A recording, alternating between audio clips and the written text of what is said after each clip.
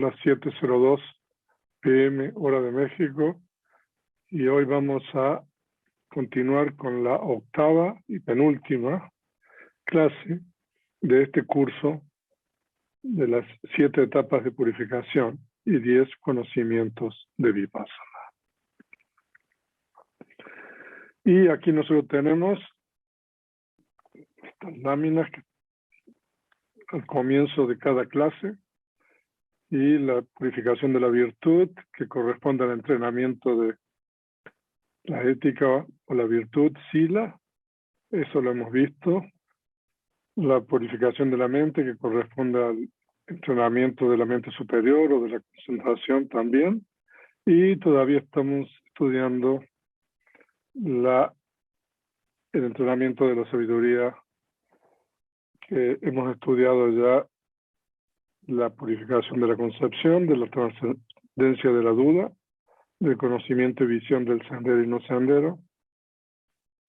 Y hoy día vamos a continuar con el sexto, el conocimiento de la visión de la práctica. Y bueno, aquí también tenemos la misma lámina agregando el octuplo sendero, eso ya ustedes están familiarizados con esto. Y aquí tenemos los capítulos, o sea, de que hoy día vamos a estudiar el capítulo número 21. Y también este gráfico, o sea que estamos en el tronco de este árbol. En la clase anterior estudiamos la purificación del conocimiento y visión del sendero y no sendero. Es decir, nosotros estudiamos los 2 primeros conocimientos de Vipassana, el conocimiento de comprensión, Samasana, Jnana, y el conocimiento del surgir del cesar, Udavaya, Jnana, fase inmadura. Y en la clase anterior nosotros vimos que hay 10 imperfecciones de la práctica que el practicante puede encontrar, y cuando determina que esas imperfecciones o esas experiencias en realidad no son el camino, sino que el camino consiste en continuar la contemplación de acuerdo con las instrucciones de la observación de las características, entonces se determina cuál es el sendero y cuál no es el sendero. Entonces ahora nosotros vamos a estudiar precisamente ese capítulo 21. Y aquí nosotros tenemos el temario de la clase 8. O sea, también vamos a cubrir mucho terreno en esta clase.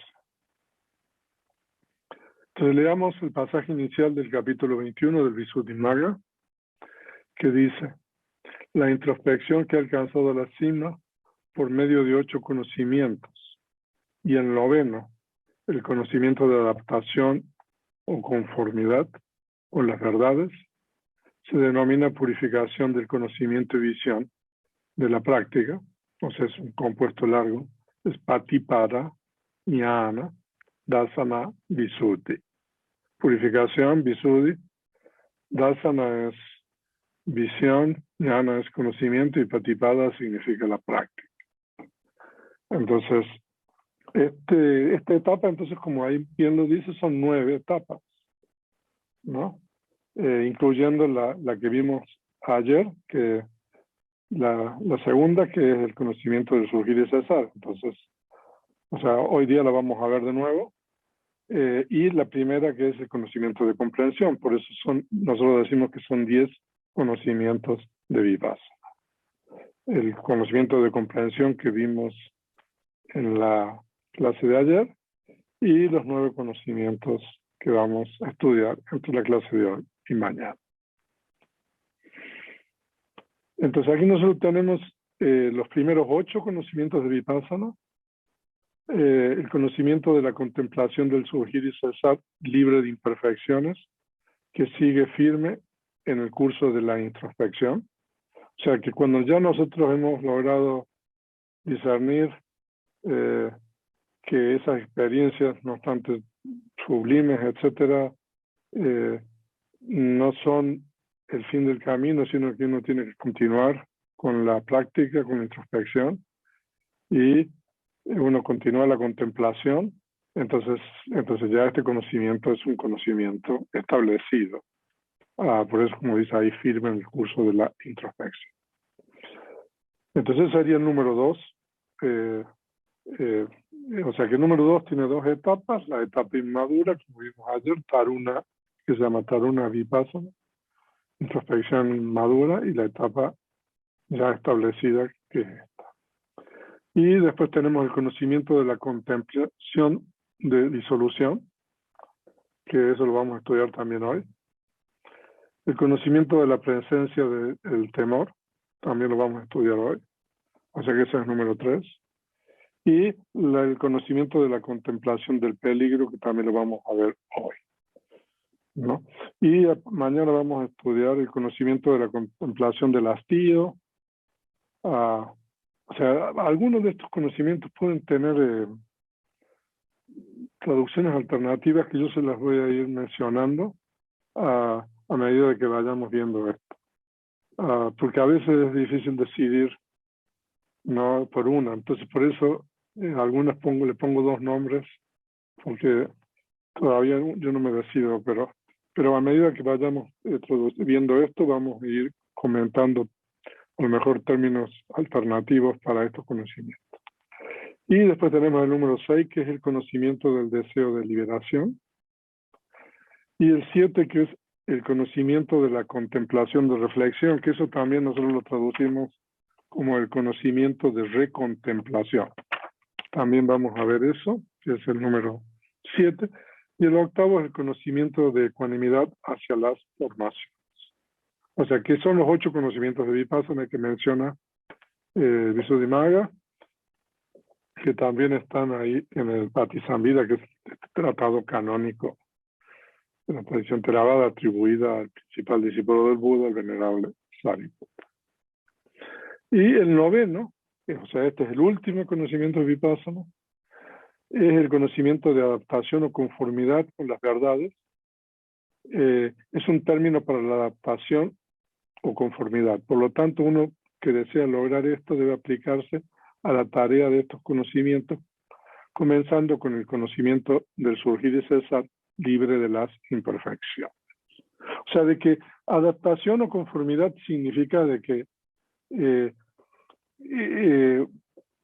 la mente del practicante va a llegar a un punto que va a salir del objeto de la formación y va a tomar el elemento incondicionado como objeto. O sea, normalmente la mente toma fenómenos condicionados o formaciones, y también la mente toma conceptos, pero en el caso de la práctica de esto de introspección, solamente los fenómenos condicionados o la formación no son objetos.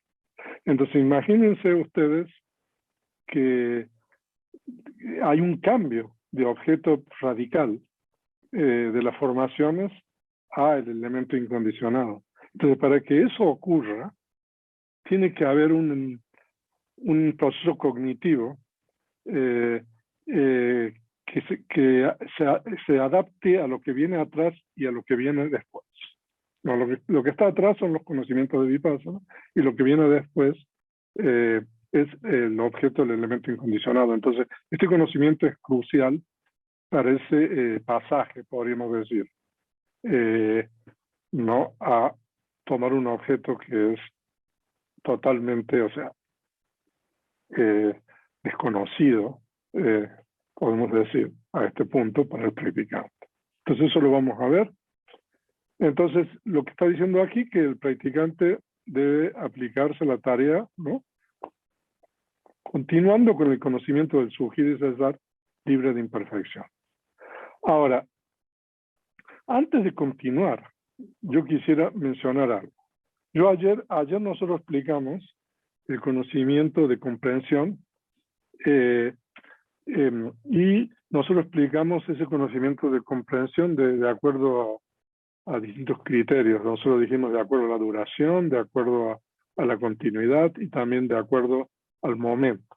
Ahora, en ese conocimiento, como bien alguno de ustedes lo mencionó, el practicante practica no solamente vipassana real, sino practica lo que se llama vipassana inferencial, ¿no? Yo no sé si ustedes se acuerdan bien de lo que vimos ayer, pero por ejemplo, cuando uno, o sea, ve todo lo antes, hasta el momento presente, ¿no? Como de acuerdo con las tres características, ¿no? O todo lo que va a venir después, o sea, eso es vipassana inferencial, ¿no? Entonces, en ese conocimiento, entonces uno practica mucho esta cuestión analítica, ¿no? Como nosotros vimos, de atribuirle, digamos, las características a fenómenos que uno no los observó como tal, y atribuirle las características de impermanencia, etcétera, a fenómenos que todavía uno no los ha observado como tales. Entonces, eso es importante mencionar. Entonces, ahora nosotros ya hemos entrado en el conocimiento del surgir y cesar, hemos, como quien dice, superado todas estas imperfecciones. Entonces, estamos en el conocimiento del surgir y cesar, fase madura, ¿no? Entonces, ese es el primer conocimiento de esta etapa, que es la número 6. ¿No? Y después, nosotros ahí tienen los nombres en pali, si ustedes quieren saber. Conocimiento de su disolución. Vanga también se puede traducir como destrucción, o sea, desmoronamiento, o sea, conocimiento del temor, porque vaya también puede significar peligro, pero o puede significar miedo, o sea, el conocimiento del temor. Después el conocimiento del peligro, adinava. Adinava también se puede traducir como desventaja. El conocimiento del hastío o del disgusto, nivida ñana. El conocimiento del deseo de liberación, eso es un compuesto, la primera es larga, es munchitu kamyata ñana.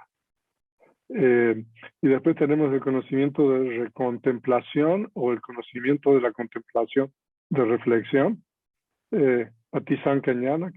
Vamos a entender todo esto. Y el número 8 es el conocimiento de ecuanimidad hacia las formaciones, en pali es sankarupeka ñana. Y el número 9 es el conocimiento de adaptación conformidad, que es anuloma. Entonces, todos estos conocimientos de vipassana corresponden a esta sexta etapa. Entonces, ahora vamos a continuar con el conocimiento del surgir y cesar. Entonces aquí Buddhaghosa se pregunta, ¿cuál es el propósito de practicar nuevamente con respecto al conocimiento del surgir y cesar? Entonces, él mismo responde la pregunta, para observar las características, porque el conocimiento del surgir y cesar previo, afectado por las 10 imperfecciones, no pudo observar las 3 características de acuerdo a su naturaleza real, pero libre de las imperfecciones o de las... sí, puede observar. Por lo tanto, para observar las características aquí, de nuevo se debe realizar esfuerzos. Entonces, aquí esto es bien importante. Esto es realmente muy importante para todos los meditadores, o sea, que por eso les voy a pedir de que tomen nota de esto y cualquier cosa pregunten, ¿no? Entonces la pregunta que se hace es, ¿por qué uno no ve las 3 características? No, si existen las 3 características, ¿no? O sea, uno sabe que existen las 3 características, eso uno se lo enseña y se lo repite 1000 veces, ¿no? La impermanencia, la insatisfactoriedad y la impersonalidad. ¿Por qué uno no las ve? ¿No? Entonces, ahora va a responder esta pregunta, o sea, para cada una de las 3 características. Entonces, ahora, es difícil traducir esa pregunta. O sea, Alina me la había editado y después yo la volví a editar de nuevo, bueno, le cambié algunas cosas. Pero a ver, espero que se pueda traducir claramente eso. Entonces, ¿por qué no se presta atención a qué? ¿No? Y debido a qué cosa que las oculta, las características no son aparentes. Entonces aquí nosotros tenemos que tener en cuenta dos cosas. Nosotros no vemos la característica de la impermanencia porque no prestamos correctamente atención o no prestamos atención a algo, ¿no? Esa es una razón. Y la otra es que tampoco nosotros no la vemos, no vemos la impermanencia porque hay algo que la oculta, ¿no? O sea, hay una cuestión por el lado del practicante, ¿no? Y hay una cuestión por el lado de la naturaleza de las realidades últimas. O sea, que por favor tomen nota de eso, ¿no? O sea, por el lado del practicante es que nosotros no vemos la característica de impermanencia porque nosotros no prestamos atención, como dice ahí, al surgir y cesar, ¿no?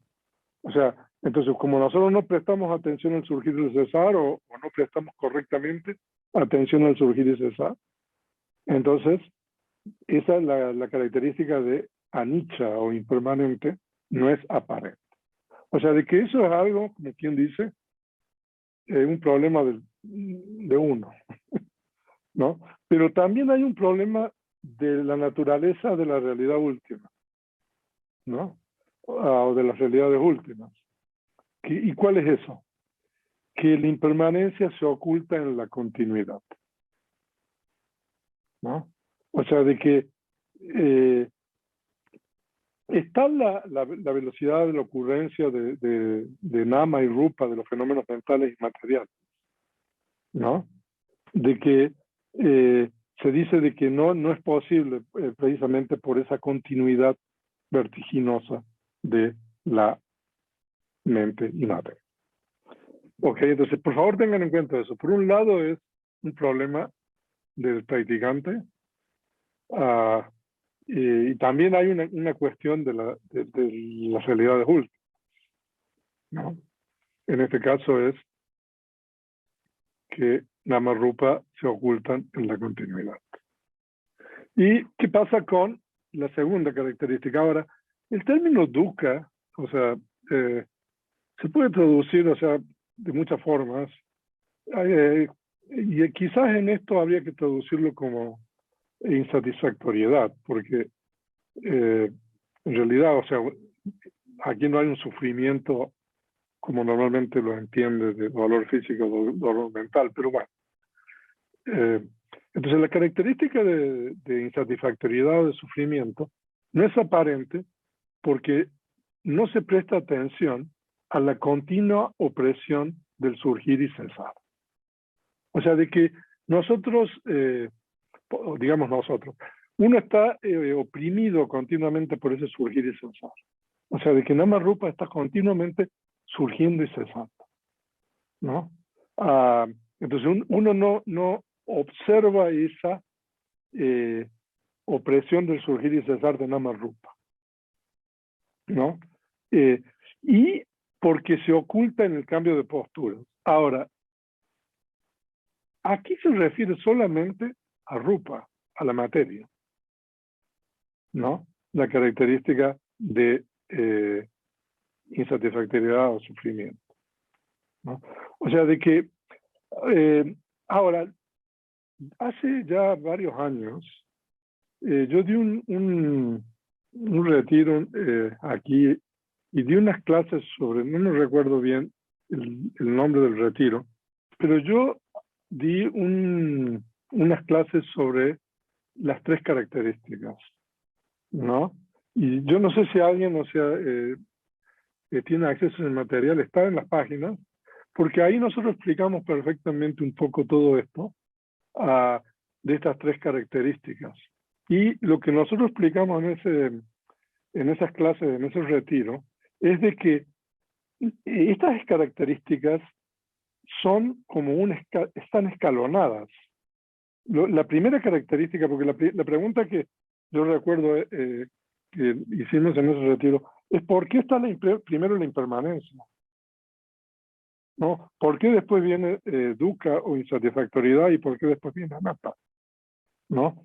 Entonces, en esas clases que tuvimos, que creo que fueron 2 sobre esto, nosotros utilizamos material, porque eso está muy bien explicado en el comentario del segundo libro de Abhidhamma, el Samoha Vinodani, ¿no?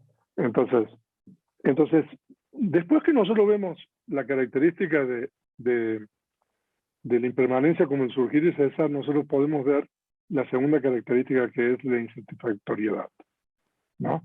Entonces, esa característica de insatisfactoriedad no es aparente porque no le prestamos atención a esa continua presión, ese surgir y cesar continuo de Namarupa, ¿no? Y se dice de que la característica del sufrimiento se oculta en el cambio de posturas, pero eso parece incluir solamente a Rupa.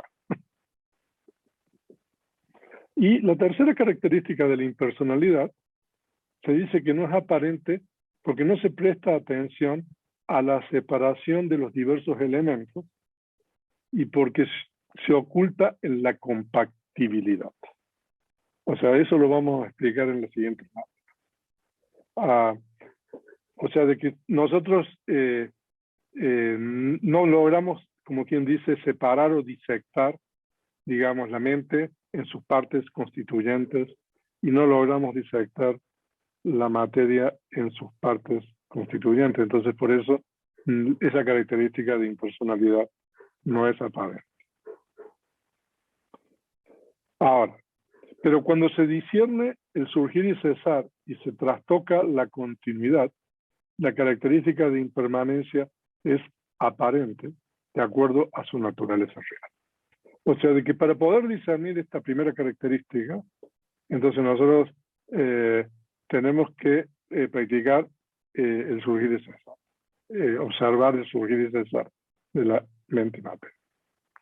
Y cuando se presta atención a la continua opresión del surgir y cesar, y se revelan las posturas, la característica de insatisfactoriedad o sufrimiento es aparente de acuerdo a su naturaleza real. Y cuando se diseccionan los diversos elementos y se separa lo compacto, la característica de impersonalidad es aparente de acuerdo a su naturaleza real. Okay. Y me costó un poco tratar de explicarlo de esto de manera gráfica, pero bueno, a ver si se puede explicar mejor de una manera gráfica. Nosotros ahí tenemos los puntitos rojos arriba, que es un poco la continuidad de fenómenos materiales, y los puntitos azules, que es la continuidad de los fenómenos mentales. Eso, en una existencia en particular, la mente y materia, como dijimos, es interdependiente, ¿no? Entonces es precisamente porque hay esa continuidad que nosotros no podemos ver la impermanencia, ¿no? Y porque no prestamos atención al surgir y cesar de esos momentos de la mente y materia.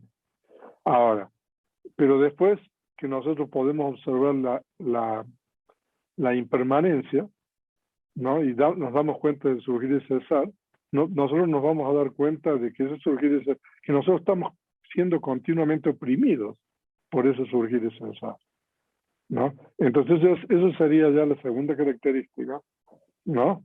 Que es la característica de la insatisfactoriedad. Pero con relación a la característica de la impersonalidad o anatta, o sea, entonces nosotros tenemos que ampliar un poquito sus circulitos, ¿no? Porque cada uno de sus componentes mentales y materiales está formado por partes. O sea, por ejemplo, el componente mental tiene la conciencia y los factores mentales. El componente material tiene los elementos primarios y parte de la materia dependiente. Entonces, en la medida de que nosotros logramos disectar o separar o comprender eso que es, no obstante, es una masa de mente o una masa de materia, dentro de eso nosotros tenemos distintos componentes. Entonces, de esa manera nosotros podemos comprender, ¿no?, la característica de la impersonalidad. Ahora, con relación a la característica de impersonalidad, ¿no? Y se dice que nosotros no la vemos por esta cuestión de la compactibilidad, ¿no? Y se dice de que hay tres tipos de compactibilidad, ¿no? La compactibilidad como masa, samuja también se puede traducir como agregación. Ganata es, en Pali es compactibilidad, ¿no? Y la compactibilidad como función, kicha, ganata, y la compactibilidad como objeto, aramana, ganata. Ahora, la compactibilidad como masa es un poco como lo que les expliqué en la lámina anterior. En la medida de que nosotros logremos ver, ¿no?, de que el componente mental está formado por la conciencia y los factores, ¿no? O en la medida que podamos ver que el componente material está formado por distintos tipos, ¿no? Entonces, en la medida que nosotros logremos ver,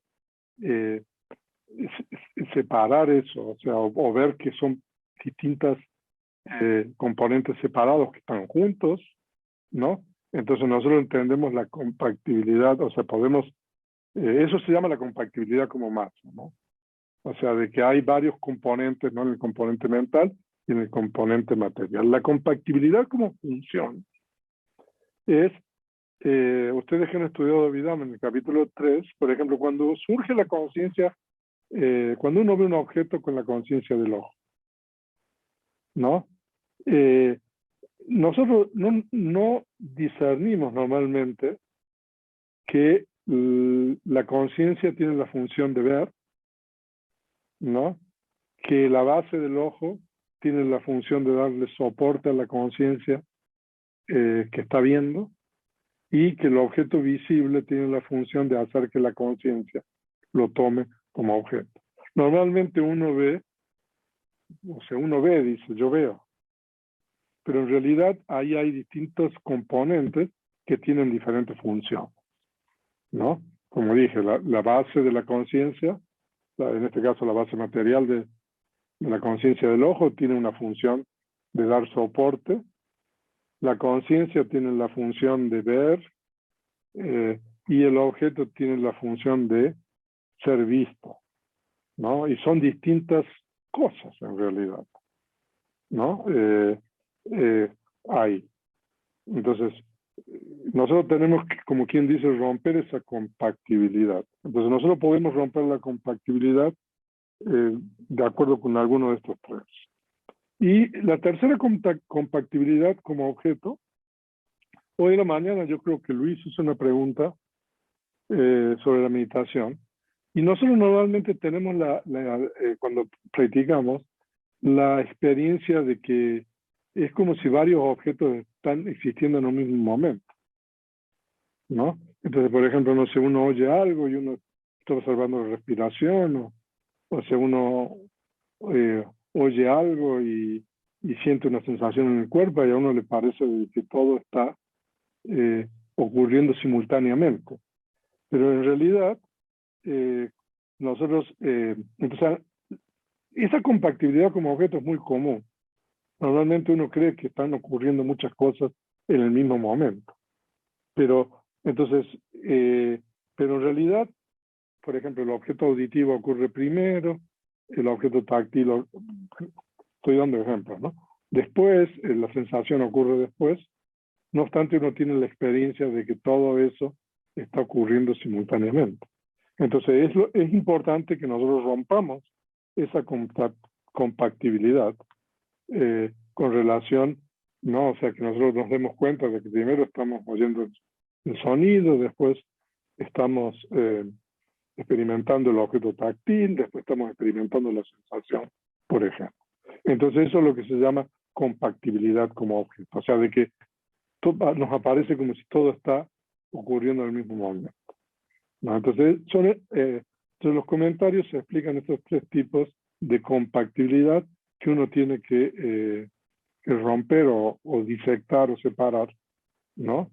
Por medio del desarrollo de la atención y la concentración, ¿no? Y sobre todo en este tipo de conocimiento. Y ahora, es muy preciso el Visuddhimagga y también el Patisambhida, entonces aquí dice de que hay que entender la diferencia que hay entre impermanencia y la característica de impermanencia, lo que es insatisfactoriedad y la característica de la insatisfactoriedad o sufrimiento y característica de sufrimiento, e impersonalidad y característica de impersonalidad. Entonces, aquí los 5 agregados son impermanentes, ¿por qué? ¿No? Entonces, debido al surgir y cesar y al cambio.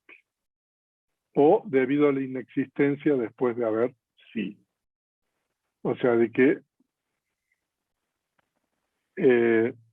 eso es, o sea, algo surge, permanece un momento y ya no existió más.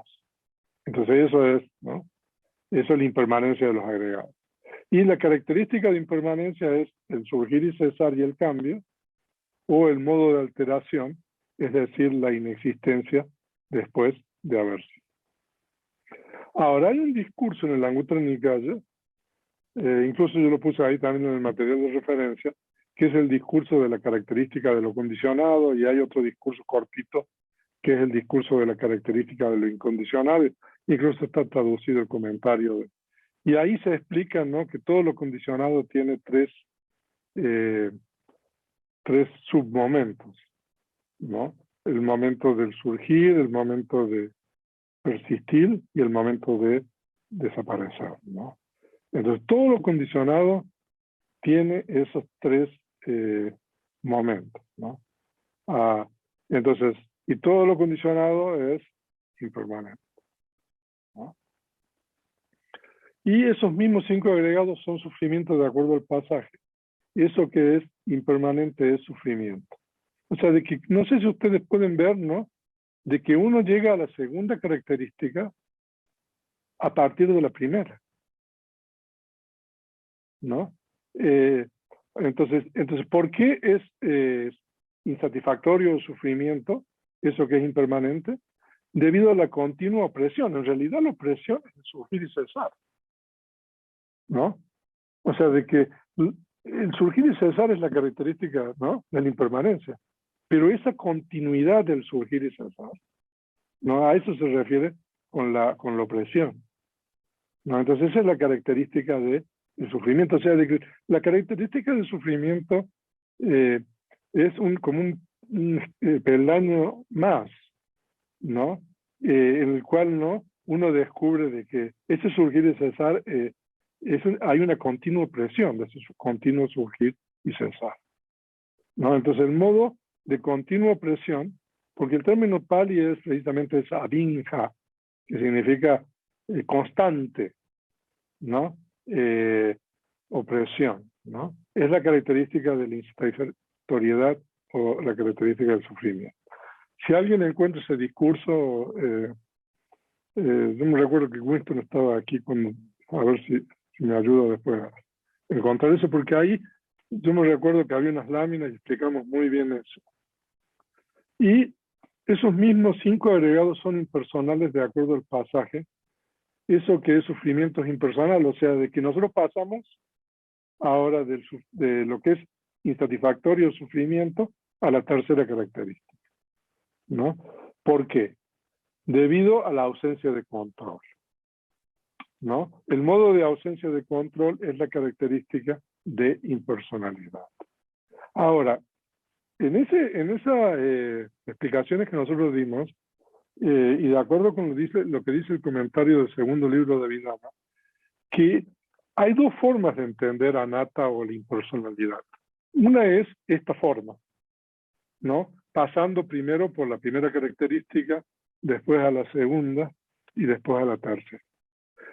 Y se dice de que hay otra forma de entender anatta, que es directamente, sin pasar, pero esa forma de entender anatta directamente es una forma prácticamente imposible de comprenderla directamente. Pero hay una forma de comprender anatta pasando primero por anicca, impermanencia, insatisfactoriedad, y después de la insatisfactoriedad a la impersonalidad. Pero entender a anatta, así como quien dice de primera mano, o sea, por eso quisiera que encontráramos eso, para ver si lo podemos compartir con ustedes. Y entonces el practicante observa todo esto de acuerdo con su naturaleza real por medio del conocimiento de la contemplación del surgir y cesar, que está libre de imperfecciones y sigue firme en el curso de la introspección. Entonces, ahora vamos a pasar al segundo. Cuando observa de esta manera y examina e indaga nuevamente los estados materiales e inmateriales como impermanentes, insatisfactorios, impersonales, este conocimiento se agudiza y las formaciones son inmediatamente aparentes. O sea, de que, como quien dice, uno ha consumado el conocimiento del surgir. Entonces, uno ve ese continuo surgir y cesar, ya sea de la mente que observa o de la materia que observa.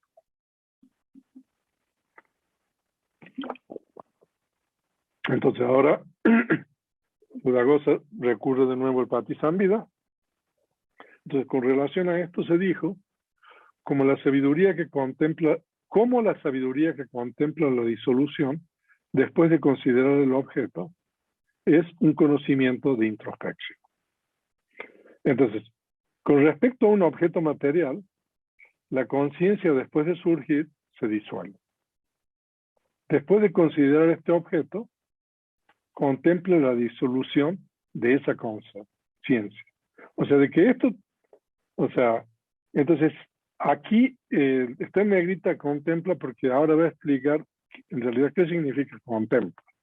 Pero aquí el punto es de que uno observa el objeto material, en este caso cualquier tipo de rupa, y después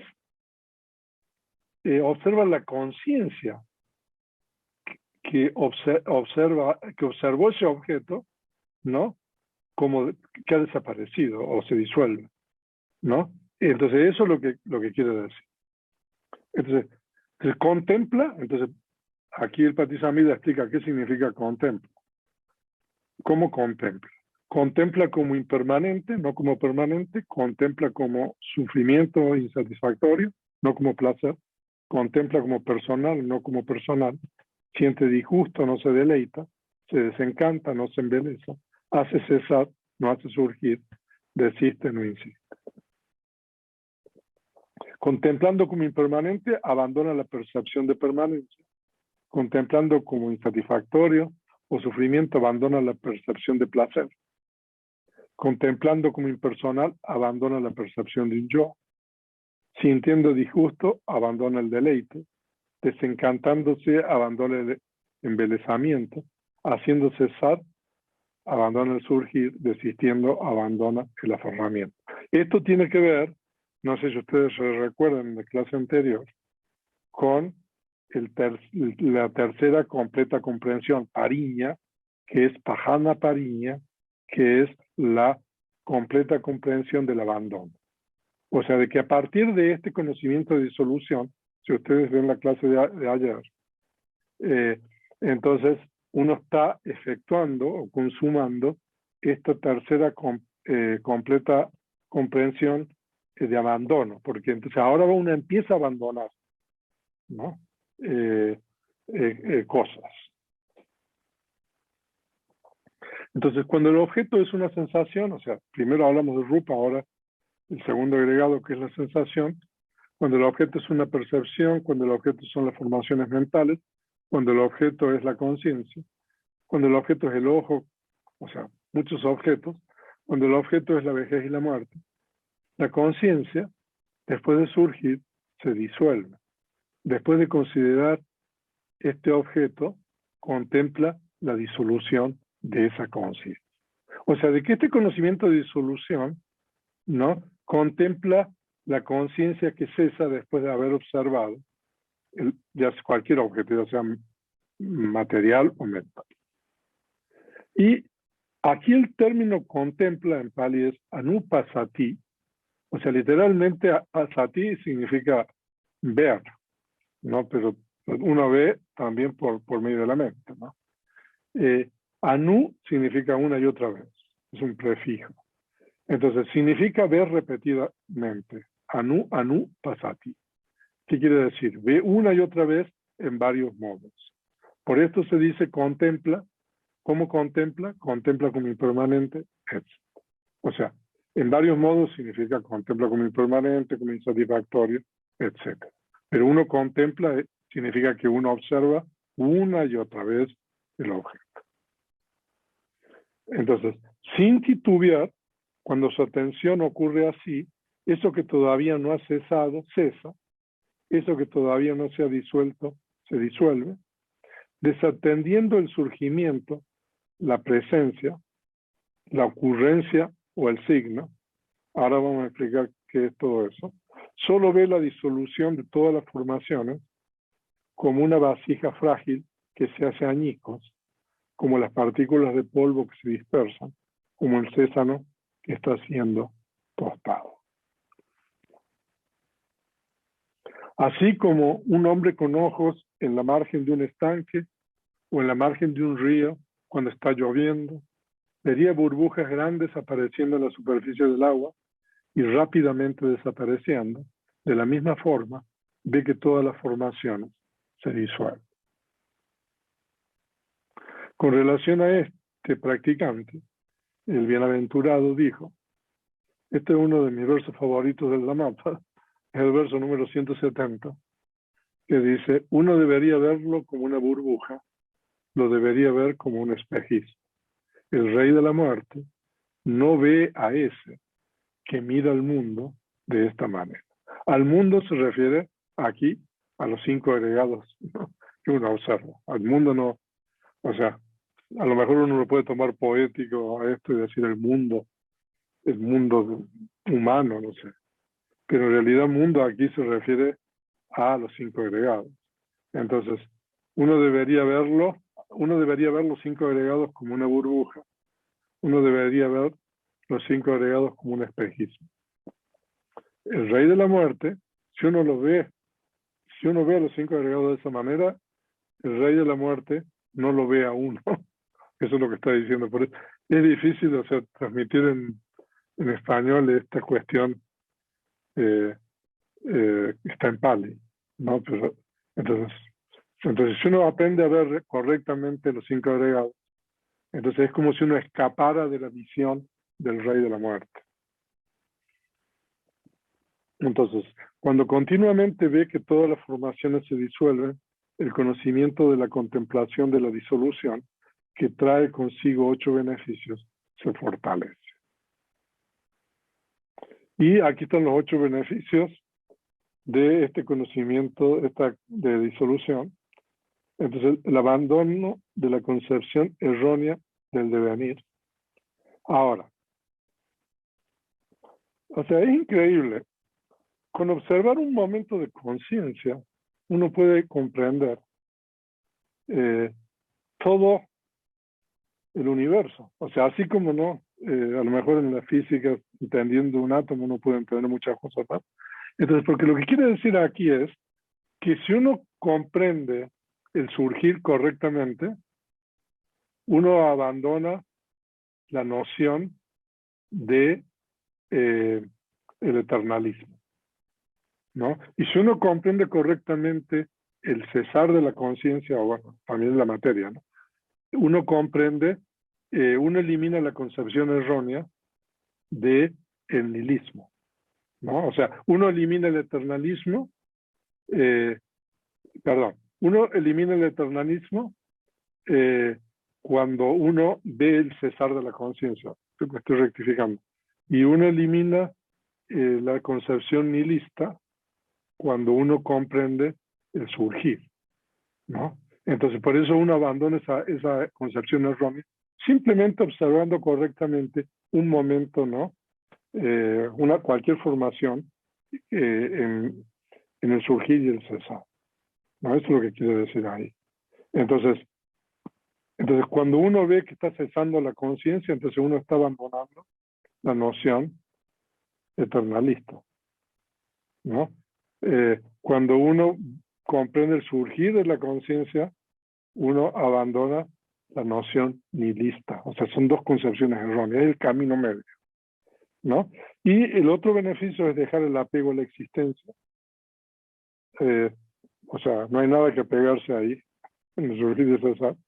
Y entonces la tercera beneficio es constante aplicación y dedicación, un modo de vida puro, abandono de la preocupación, ausencia de miedo, adquisición de paciencia y mansedumbre, y resiliencia a lo insatisfactorio y satisfactorio.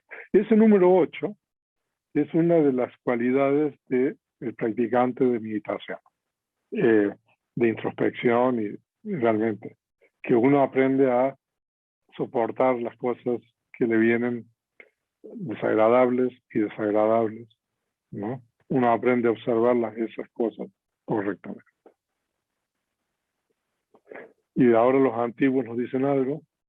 Por esto los antiguos dijeron, viendo estas 8 excelentes cualidades, aquí el sabio atiende una y otra vez las formaciones, contemplando la disolución para lograr lo inmortal, como uno cuya vestimenta o cabeza está ardiendo. Entonces, aquí concluye la contemplación, el conocimiento de la contemplación de disolución. O sea, de que, para recapitular, o sea, uno observa la disolución, la conciencia, ¿no?, con relación al objeto que está tomando. Y aquí que este verso de los inmortales, normalmente muchos, si ustedes ven las traducciones, porque también es tomado del Samyutta Nikaya, normalmente porque es un signo muy famoso que dice que uno que está el turbante ardiente, en llamas o en flamas, ¿no? O sea, como... pero en realidad el significado es incorrecto. O sea, en realidad el término chela en Pali no es un turbante.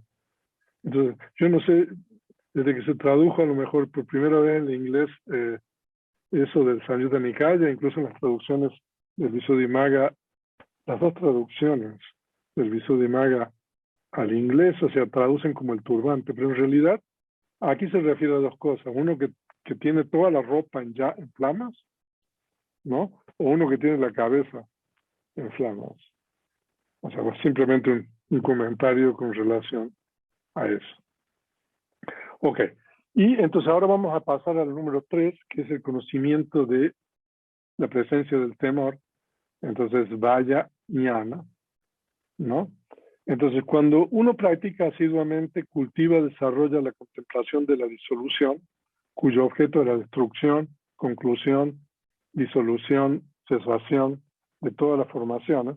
Entonces, las formaciones clasificadas en base a todas las existencias, modos de origen, destinos, eso yo compartí un documento ahí, estaciones de la conciencia y las moradas de los seres, se le presentan muy temibles, como leones, tigres, leopardos, osos, hienas, ahí tienen todos los animales, espíritus, ogros, toros salvajes, perros salvajes, elefantes salvajes, celos, serpientes venenosas, rayos, cementerios, campos de batalla, hoyos con brasas ardientes, etcétera. O sea, temibles como son para un hombre temeroso que desea vivir en paz. O sea que todo lo que uno observa ahora se presenta, ¿no?, como algo temible, muy temible, ¿no? Y cuando ve que las formaciones pasadas cesaron, ¿no? O sea, la mente y la materia, que las presentes cesan y que también que las formaciones que se originen en el futuro de la misma forma cesarán, en esta ocasión surge el conocimiento de la presencia del temor, ¿no? O sea, de que uno, las formaciones pasadas cesaron, las presentes cesan y las futuras cesarán, ¿no? O sea que todas las formaciones son temibles. Y aquí unos símiles muy poderosos que los estoy reproduciendo a todos para que... entonces aquí este es un símil. Dicen que los 3 hijos de una mujer habían ofendido al rey, quien ordenó que les cortaran la cabeza. Ella fue con sus hijos al patíbulo.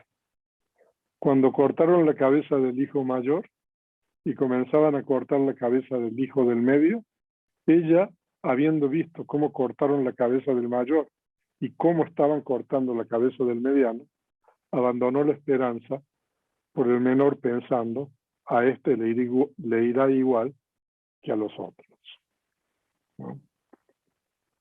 Entonces, aquí Buddhaghosa explica la aplicación del simen. Aquí el practicante que ve la cesación de las formaciones pasadas es como esa mujer que ve la cabeza cortada de su hijo mayor. Cuando ve la cesación de las formaciones presentes, es como cuando ella ve que están cortando la cabeza del mediano. Y cuando ve la cesación de las formaciones futuras, pensando también las formaciones que se originen en el futuro cesarán, es como cuando ella abandona la esperanza hacia su hijo menor, pensando, a este le irá igual que a los otros. Cuando ve de esta forma, en esta ocasión, surge el conocimiento de la presencia del temor. O sea, de que normalmente aquí lo explica Buddhaghosa con relación, por ejemplo, a las formaciones pasadas. Las formaciones pasadas serían, digamos, todo lo que ocurrió antes de este momento presente, ¿no? Y las formaciones futuras serían todas las formaciones que ocurrirán después de que este momento presente cese, ¿no? Pero también se podría entender esto, ¿no?, con los 3 submomentos de la conciencia. No obstante, la explicación es de esta manera, ¿no? Pero también, o sea, es aplicable, digamos, a un momento de conciencia y sus 3 submomentos. Aquí hay otro símil también. Dicen que una mujer cuya matriz estaba enferma engendró 10 hijos, 9 murieron, 1 murió en sus manos, otro estaba en el vientre. Ella, que había visto morir 9 hijos, cuando vio que el 10º estaba muriendo, abandonó la esperanza para el que estaba en el vientre. A este dirá igual que a los otros. Entonces aquí la aplicación del simen. Aquí el practicante que ve la cesación de las formaciones pasadas es como esa mujer recordando la muerte de sus 9 hijos. Cuando ve la cesación de las formaciones presentes, es como cuando ella ve morir a su hijo en sus manos. Y cuando ve la cesación de las formaciones futuras, es como cuando ella abandona la esperanza hacia el que está en el vientre. Cuando ve de esta forma, en esta ocasión, surge el conocimiento de la presencia del temor. O sea, de que todas las formaciones son temibles. Ahora, pero aquí esto es bien importante. Pero el conocimiento del temor, de la presencia del temor, ¿tiene miedo o no tiene miedo? Porque ustedes saben, sobre todo si ustedes han estudiado Vidama, que el miedo es un factor mental insano que pertenece a la raíz de dosa, ¿no? Entonces, por eso aquí Buddhaghosa se pregunta, pero entonces, si tiene miedo no podría estar predicando introspección, ¿no? Porque cuando uno está en estos conocimientos, la mente es absolutamente pura. Entonces, por eso se hace esa pregunta y la responde. Entonces, ¿el conocimiento de la presencia del temor tiene miedo o no tiene miedo? No tiene miedo, porque es la mera corroboración de que las formaciones pasadas han cesado, que las presentes cesan y que las futuras cesarán. Entonces, un símil aquí. Así como un hombre con ojos no tiene miedo cuando ve 3 hoyos con brasas en el portal de la ciudad, sino simplemente determina que solo eso que caerán allí experimentarán mucho sufrimiento, ¿no? O sea que estos 3 hoyos se refieren, ¿no?, a las formaciones pasadas, uno, el otro se refiere a las formaciones presentes y el tercer hoyo a las formaciones futuras, ¿no? Así, entonces aquí hay otro. Así como un hombre con ojos no tiene miedo cuando ve 3 lanzas afiladas, una de acacia, una de hierro y la otra de oro, o sea que también se refiere a las formaciones pasadas, presentes y futuras.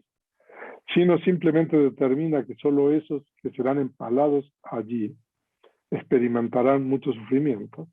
De la misma manera, uno no tiene miedo en el conocimiento de la presencia del temor, sino simplemente determina que, como en el caso de los 3 hoyos de brasas o las 3 lanzas afiladas, en las 3 existencias, ¿no?, las formaciones pasadas han cesado, las presentes cesan y las futuras cesarán.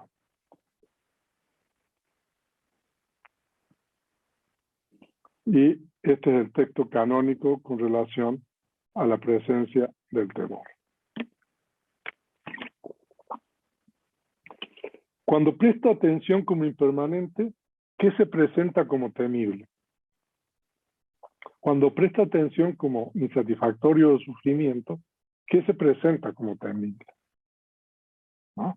Cuando presta atención como impersonal, ¿qué se presenta como temible? ¿No? Entonces ahora Pati Zambida responde cada una de estas preguntas. Cuando presta atención como impermanente, el signo se presenta como temible. El signo es, en este caso, el objeto que está observando.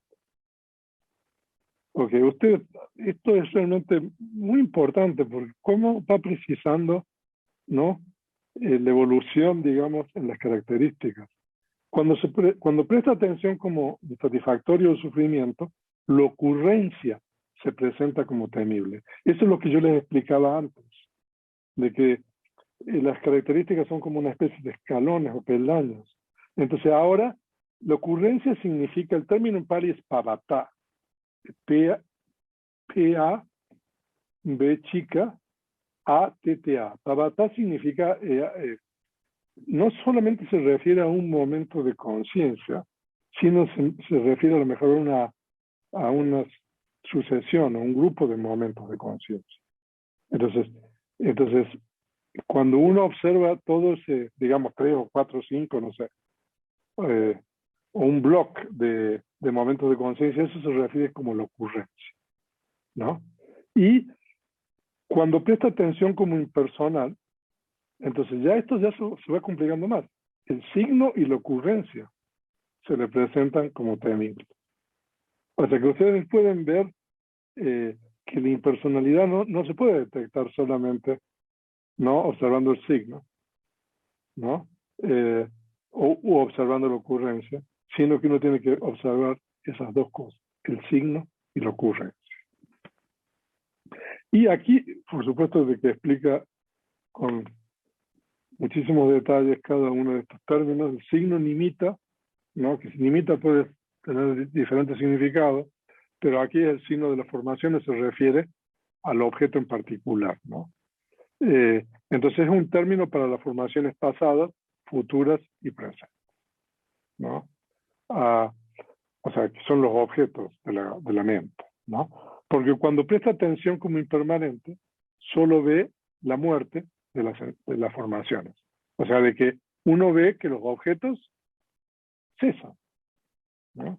Entonces el objeto se presenta, ¿no?, o el signo, o sea, eso que está observando como temible, ¿no? Y ocurrencia, está el término en Pali, pavata, significa ocurrencia de las formaciones en existencias materiales e inmateriales. Porque cuando presta atención como insatisfactorio o sufrimiento, ve incluso la ocurrencia considerada como placer, solo como la continua opresión del surgir y cesar. Por esto la ocurrencia se le presenta como temible. O sea, de que para poder ver, ¿no?,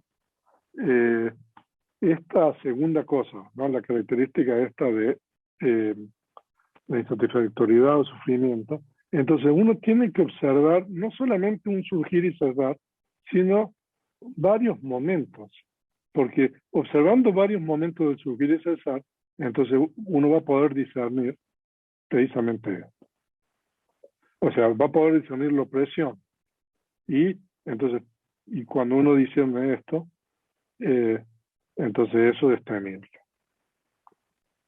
Pero cuando presta atención como impersonal, ve ambos, signo y ocurrencia, como vanos, huecos, vacíos, sin dueño, sin guía, como un poblado abandonado, como un espejismo, como una ciudad de duendes, etc.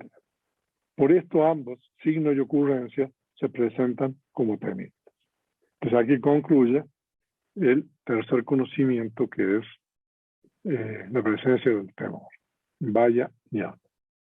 Y ahora vamos a ver el último por hoy día, que es el conocimiento de la contemplación de peligro. Entonces, cuando practica asiduamente, cultiva y desarrolla el conocimiento de la presencia del temor, es evidente que no existe resguardo, seguridad, lugar a donde ir, refugio en todas las existencias, modos de origen, destinos, estaciones de la conciencia y moradas de ser. O sea, que cuando, después del número 3, ¿no? Que uno ve realmente las formaciones tal cual son, ¿no? Entonces, el practicante aquí se da cuenta de que no existe refugio en Namarupa. O sea, esa es un poco este conocimiento. O sea, al no haber refugio, o sea, todo es, hay peligro. Entonces, en las formaciones, en todas las existencias, modos de origen, destinos, estaciones de la conciencia y morada de los seres, en ni siquiera una formación existe esperanza. O sea, esto es muy, eso está muy bien. O posibilidad de aferramiento. O sea, no existe esperanza. Eso es el descubrimiento que realiza aquí, ¿no? O sea, de que no hay nada que le pueda dar a uno un resguardo, un refugio, ¿no? Eh, claro, existe esperanza porque existe la realidad incondicionada donde la mente puede ir a tomarla como objeto. Pero en lo que está observando no existe esperanza. No, ese es un poco el descubrimiento del practicante, digamos, aquí, ¿no? O sea, entonces, las tres existencias son como hoyos llenos de brasa, los 4 elementos primarios son como el terrible veneno de serpientes, los 5 agregados son como verdugos con sables desenvainados, las 6 bases internas son como un poblado abandonado, las 6 bases externas son como bandidos asaltando un poblado. Las 7 estaciones de la conciencia y las 9 moradas de los seres están ardiendo en llamas incandescentes con los 11 fuegos. Los 11 fuegos, si quieren saber cuáles son los 11 fuegos, tienen que ir a la Dita Sutta en el Samyutta Nikaya, ¿no? Entonces ahí ustedes tienen los 11 fuegos, el fuego de la pasión, el fuego del odio, el fuego de la ignorancia, el fuego del nacimiento, el fuego del envejecimiento, el fuego de la muerte, el fuego del pesar, el fuego del lamento, el fuego del sufrimiento físico, el fuego del sufrimiento mental y el fuego de la desesperanza. O sea, eso está en el Adita Sutta. Todo está ardiendo con esos fuegos.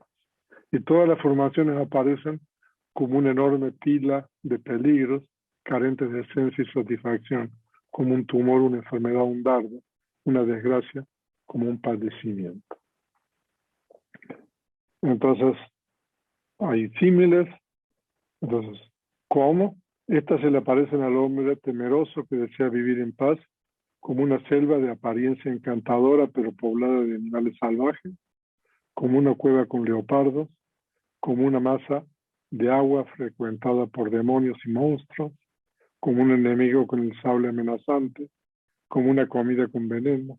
O sea, uno podría explicar cada uno de estos símiles, como un camino con bandidos, como una casa en llamas y como un campo de batalla con los ejércitos desplegados. Así como un hombre que ha ido a esta selva con bestias salvajes, etcétera, atemorizado, perturbado, con los pelos de punta, ve solo peligro alrededor. De la misma forma el practicante, cuando todas las formaciones se presentan como temibles, debido a la contemplación de la disolución, ve a estas como carentes de esencia, y satisfacción solo como un peligro. Ve como insatisfactorio sufrimiento, el surgimiento. Ve como insatisfactorio sufrimiento la ocurrencia. Ve como insatisfactorio sufrimiento el signo, que es el objeto. Ve como insatisfactorio sufrimiento la acumulación. O sea, que significa que cuando estas formaciones surgen y uno está acumulando karma, ¿no? Si son conciencias sanas o insanas. Y ve como insatisfactorio y sufrimiento la reconexión, ¿no? Este es el conocimiento del peligro.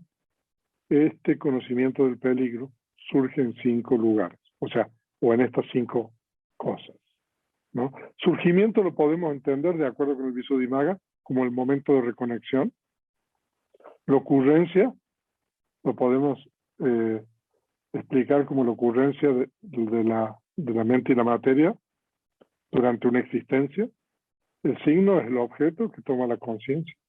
La acumulación es la generación de karma, y la reconexión es una nueva existencia. Uno que comprende el conocimiento del peligro entiende, penetra, realiza 10 conocimientos, 5 basados en el surgimiento, etc., y 5 basados en el no surgimiento. O sea, de que los que vimos en el verso anterior son el conocimiento, los 5 conocimientos basados en el surgimiento, etc. Y los 5 basados en el surgimiento es precisamente, si no surge, uno no va a tener esas 5 cosas. Eso es lo que quiero decir. Entonces, cuando adquiere habilidad en estos 2 conocimientos, a saber, el conocimiento del peligro y el conocimiento del estado de paz, uno no tiembla ante los diversos tipos de concepciones erróneas. No titubea ante las concepciones que surgen, tales como el nirvana final eres el aquí y ahora. El resto aquí es claro. O sea que se dice de que cuando uno comprende esto, o alcanza este conocimiento, entonces no hay ningún tipo de creencia o concepción errónea de que lo pueda mover, ¿no? Y ahí está mencionando una de estas concepciones erróneas. Esas concepciones que dice de que el nirvana es aquí y ahora. O sea, si uno, digamos, a lo mejor tiene atención plena y no tiene impurezas mentales, uno tiene el nirvana. O sea, eso es una concepción errónea, por supuesto. Entonces ahí concluimos el conocimiento de contemplación del peligro. Entonces, aquí nosotros tenemos la 6ª etapa de purificación y hemos estudiado el conocimiento del surgir y cesar fase madura, el conocimiento de disolución, es Vanganyana, el conocimiento del temor, Vajrayana, el conocimiento del peligro, Adinavanyana. Y mañana, la última clase, vamos a terminar de estudiar los restantes conocimientos de Vipassana y unos conocimientos que siguen, que ya no son parte de Vipassana, pero que están antes del conocimiento del Sambhava. Y entonces en esta clase estudiamos 4 conocimientos de Vipassana en el capítulo 21, purificación del conocimiento y visión de la práctica. Entonces, bueno, esto sería todo por hoy.